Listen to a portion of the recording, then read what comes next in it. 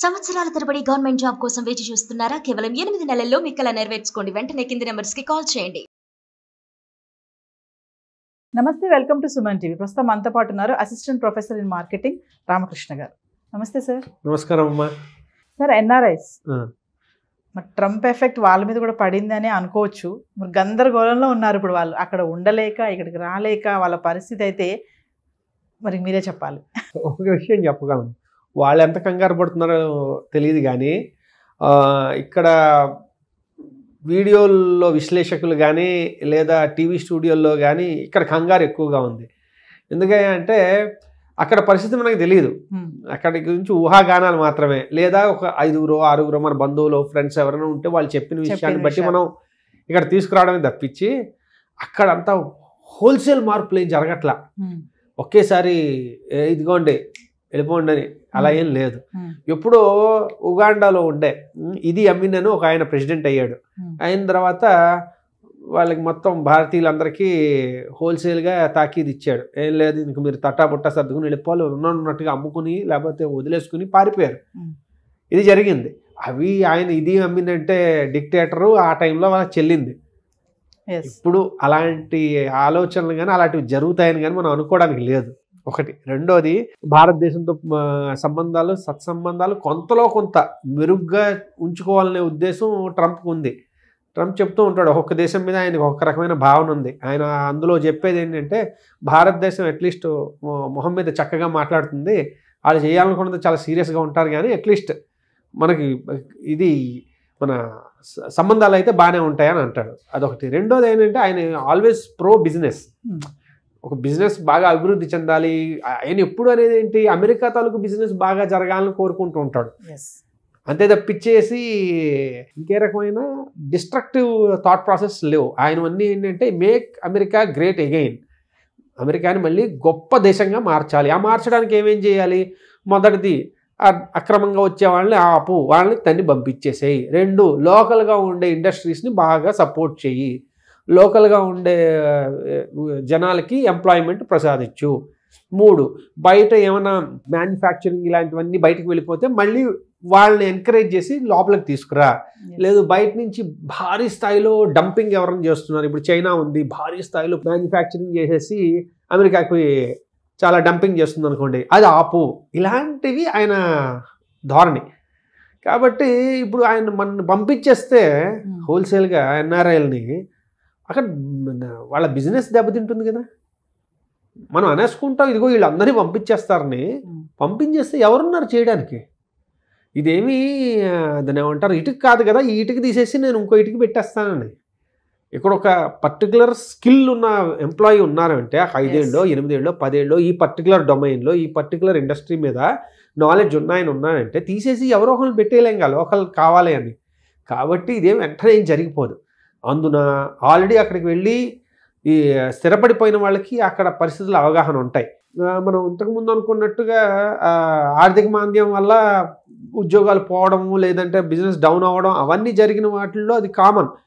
కొంతమందికి ఉద్యోగాలు పోయి ఉండొచ్చు, కానీ ఇలా గవర్నమెంట్ కచ్చగట్టి ఇలా ఎన్ఆర్ఐలను పంపించేయాలని ఇంకేమని కానీ ఏది జరగవు. కాబట్టి మనం భయపడిపోవాల్సిందేం లేదు. అక్కడ కొంచెం ఎకానమీ స్థిరపడి బాగుందనుకోండి, మనం ఈ మాట్లాడుకున్నవన్నీ మర్చిపోతాం. ఎందుకు? మళ్ళీ ఇప్పుడు వెళ్ళే వాటిల్లో ఇంకో 10% 20% ఇంకా ఎక్కువ అయ్యే వెళ్ళిపోతారు. కాబట్టి మనం భయపడాల్సిందైతే ఏమీ లేదు. ఇప్పుడు కొంతమంది కన్సల్టెన్సీ ద్వారా వెళ్తూ ఉంటారు కదా, అలా వెళ్ళిన వాళ్ళకి ఏమైనా సమస్యలు ఉంటాయా? చక్కగా అడిగారు. ఈ ఒక విషయంలో అయితే కొంచెం సమస్య ఉండే అవకాశం ఉంది. ఎందుకంటే కంపెనీల ద్వారా వెళ్ళేవాళ్ళు అంటే వాళ్ళు ఉద్యోగం తీసుకుని, ఇదిగో వీడి నా ఉద్యోగస్తుడు, వీడికి నేను స్పాన్సర్ చేస్తున్నాను. H1B అనేది స్పాన్సర్షిప్ అనమాట. అంటే నేను వీడిని స్పాన్సర్ చేస్తున్నాను, వీడి నా ఉద్యోగి, వీడు నాకు చాలా అవసరం, ఎందుకంటే వీడికి ఈ రకమైన స్కిల్స్ ఉన్నాయని తెచ్చుకుంటున్నాను. ఈ కన్సల్టెన్సీ ద్వారా వచ్చిన వాడు ఏంటంటే ఇదిగో వీడికి ఎవరికో స్కిల్ ఉంది, ఇక్కడ చూసుకుందాం అనుకుంటున్నాడు, సో నేను వీడికి ఏమైనా ఉద్యోగం ఇప్పిస్తాను అని కన్సల్టెంట్ వాడు చెప్తున్నట్టు. కాబట్టి ఇందులో నియమ నిబంధనలు చాలా కఠినతరం అయ్యే అవకాశాలు ఉన్నాయి.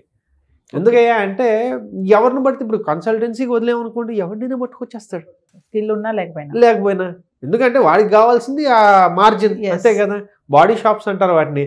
వాళ్ళ పని ఏంట్రా అయ్యా అంటే ఎవడెవడు ఈ దేశంలో వద్దాం అనుకుంటున్నాడో నాకు ఈ మార్జిన్ ఇచ్చేసేయి పట్టుకొచ్చి అయిపోయింది. సో అలాంటి వాళ్ళని అరికట్టడానికి వాళ్ళు ఏం చేస్తారంటే ఇదిగో ఇంత దాని ఏమంటారు స్కిల్ని ఎలా మనం మెజర్ చేస్తాం, ఇదిగో వీడికి ఇంత బాగా కంప్యూటర్ వచ్చని చెప్పడం మనకు తెలియదు. ప్రతి వాడిని కూర్చోబెట్టి టెస్ట్ చేయలేడు. అందుకని ఏం చేస్తాడంటే వీడికి మినిమం ఇంత శాలరీ కన్నా తక్కువైతే వీళ్ళకి H1Bలకి అర్హత లేదు అన్నారు అనుకోండి, ఊరికే ఎవడో పిలిచి $150,000 $180,000 ఇవ్వం కదా, సంవత్సరానికి అది ఇవ్వాలి అంటే వాడికి నిజంగా అర్హత ఉండాలి. అంటే ఏమంటున్నారు ఇక్కడ మనం మెసేజ్ని 2 రకాల మెసేజ్లు ఉన్నాయి. ఒకటి ఎవడు పడితే వాడు వద్దు అని కట్ చేయడం ఒకటైతే, 2 నిజంగా బాగా హైలీ స్కిల్డ్ వాళ్ళు ఈ దేశానికి అవసరం వాళ్ళు మాత్రం రావాలి అంటున్నారు. అది ప్రో బిజినెస్ని చాలా అభివృద్ధి పరచడానికో దేశాన్ని అభివృద్ధి పరిచే ఆలోచనలనే ఉన్నాయి కాబట్టి అది వాళ్ళ ఆలోచన ధోరణి. కాబట్టి కన్సల్టెన్సీ ద్వారా వెళ్ళే వాళ్ళకి ఏమైనా ఉంది అంటే ఆల్రెడీ అది వీసా అనేది లాటరీ అయింది. అది కాకుండా వీళ్ళ ద్వారా వెళ్ళేదానికి ఈ రకమైన నిబంధనలు పెట్టడం వల్ల ఏమవుతుందంటే ఓవరాల్గా ఇక్కడి నుంచి అంత సులువు కాదు వెళ్ళడం. అది వెళ్ళినా అక్కడ నిలదొక్కడం కష్టం అవుతుంది. సో ఓవరాల్గా చూసుకుంటే అంటే ఇక్కడి నుంచి అక్కడికి వెళ్ళిపోయి అక్కడే సెటిల్ అయిపోయి వాళ్ళకి ఏం సమస్యలు ఏమి అంత ప్రాబ్లం ఏమి లేదని అంటారా? సమస్యలు అంటే భారీగా అయితే కొత్త సమస్యలు ఏం లేవు, ఉన్నవేవి పోవు. కొత్త సమస్యలు అంటే భారీ స్థాయిలో రావు, చిన్న చిన్న సమస్యలు ఎలానూ వస్తాయి. ఎందుకంటే నిబంధనలో మార్పులు రావడం ఖాయం.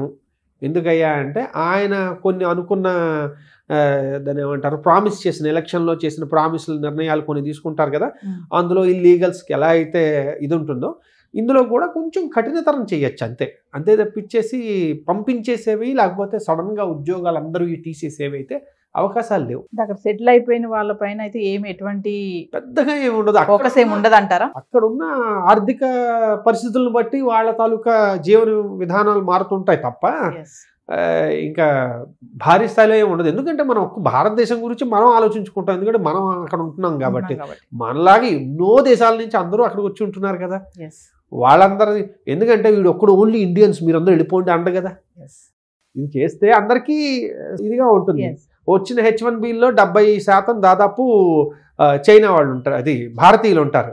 ఒక 13% చైనా వాళ్ళు, వీళ్ళకే H1Bలు వస్తున్నాయి. మిగిలిన దేశాల వాళ్ళు వస్తూనే ఉన్నారు.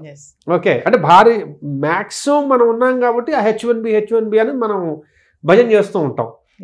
అది కొత్త ఏమైనా అయితే ఇబ్బంది.